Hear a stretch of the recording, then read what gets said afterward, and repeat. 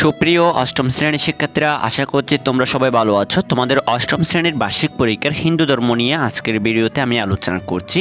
তোমাদের অষ্টম শ্রেণীর হিন্দু ধর্ম প্রথম অধ্যায়ের প্রথম পরিচ্ছেদ অর্থাৎ হিন্দু ধর্মের মৌলিক বিষয়াবলী থেকে তোমাদের নৈর্ব্যক্তিক প্রশ্ন অর্থাৎ বহু নির্বাচনী প্রশ্ন যেগুলো তোমাদের বার্ষিক পরীক্ষায় আসতে পারে, আজকের ভিডিওতে আমি সেগুলো তোমাদেরকে পূর্ণাঙ্গভাবে বুঝিয়ে দিচ্ছি।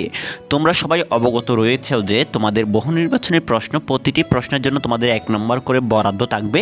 তোমাদের 10টি প্রশ্ন লিখতে হবে, 10কে তোমরা 10 নম্বর করে পাবে। আমি প্রথমে তোমাদের এই প্রথম অধ্যায় থেকে অর্থাৎ প্রথম পরিচ্ছেদ হিন্দু ধর্মের মৌলিক বিষয়াবলী থেকে প্রথম যে নাম্বার তোমাদের বহু নির্বাচনী প্রশ্নটি দিয়েছি সেটি হলো উপনিষদ কিসের অংশ। তোমাদের এইভাবে 4টি অপশন দেওয়া থাকবে, ক, খ, গ, ঘ। উত্তর বেদের। এক উপনিষদ কিসের অংশ? উত্তর হলো বেদের। এভাবে তোমরা 2 নম্বর দেখতে পাচ্ছ। 2 নম্বরে বলেছে ঋষি বিগু কার কাছে প্রশ্ন করেছিলেন? উত্তর হলো বরুণ। ক, খ, গ, ঘ 4টি অপশন দেওয়া আছে। যেটি সঠিক উত্তর মনে হবে তুমি যদি সেটা লিখতে পারো তাহলে 10টির মধ্যে যদি 8টি উত্তর হয় তাহলে 8 নাম্বার তোমরা পাবে। এরপরে 3 নম্বর কি দিয়েছি দেখো, বুক বর্জিত ত্যাগ কোন আশ্রমের মূল মন্ত্র? উত্তর হলো বানপ্রস্থ। 4 নম্বর, তিনি জ্ঞান লাভ করেন যিনি। 1 নম্বর মানে রোমান সংখ্যা দিয়ে দেওয়া আছে। 1 অন্যকে শ্রদ্ধা করেন, 2 কর্মে সদা তৎপর থাকেন, 3 সংযত জীবনযাপন করেন। উত্তর হবে 1, 2, 3। এই যে 1, 2, 3। 5 নম্বর, মনুসংহিতা অনুসারে ধর্মের লক্ষণ কয়টি? উত্তর হলো 10টি। 6 কে সকল জীব ও বস্তুতে ব্যপ্ত হয়ে আছেন? উত্তর হলো ব্রহ্ম। 7 কোনটি এক জায়গায় এক রূপ ধারণ করে? উত্তর হলো আগুন। এরপরে 8 নাম্বার দিয়েছি, শ্বেতাসত্তর উপনিষদে কাকে অমিত্যের সন্তান বলা হয়? উত্তর হলো মানুষকে। 9 অমিত্য আস্বাদনের জন্য এই পৃথিবী কে সৃষ্টি করেছেন? উত্তর হলো ব্রহ্ম। 10 তিনি অন্তহীন এবং ব্রহ্মাণ্ড জুড়ে বিরাজমান, তিনি কে? ব্রহ্ম।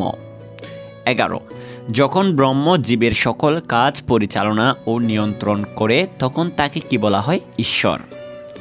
12 রথকে চালানোর জন্য কি থাকে? রথী। 13 কাকে না জানা পর্যন্ত মুক্তির উপায় নেই? ব্রহ্মকে। 14 নম্বর, পরমেশ্বরের প্রতি ভালোবাসাকে ধর্মশাস্ত্রে কি বলা হয়েছে? ভক্তি। 15 জগৎ রক্ষায় কে বিভিন্ন সময়ে মানুষের রূপ ধরে পৃথিবীতে অবতীর্ণ হন? বিষ্ণু।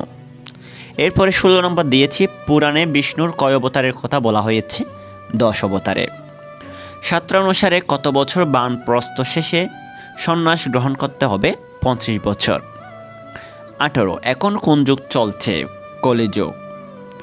19 কলিযুগে কোনটি শ্রেষ্ঠ ধর্ম? দান। 20 নাম্বার, বক শব্দের অর্থ ঐশ্বর্য, শ্রী, বৈরাগ্য। এখান থেকে উত্তর হবে ঐশ্বর্য, শ্রী, বৈরাগ্য। উত্তর হবে 3টি।